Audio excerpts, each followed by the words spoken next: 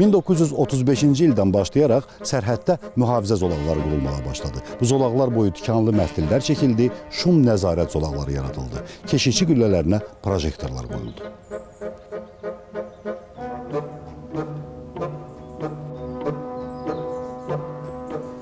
Ən maraqlı yeniliklərdən biri də zastavaların xidməti itlərlə təmin edilməsi məsələsi idi.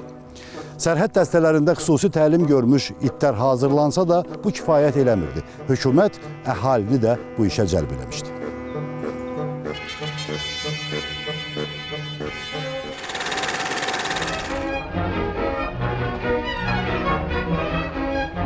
Bakı Osava Yaxami tərəfindən təşkil olunmuş it saxlayan həvəskarlar çox diqqət və maraqla itləri müdafiə işində xidmət göstərmək üçün hazırlayırlar. Sovet sərhədlərini qorumaq üçün sərhəd müdafiəçilərimiz Bakı vətənpərvərlərindən özləri üçün sadiq köməkçi alırlar.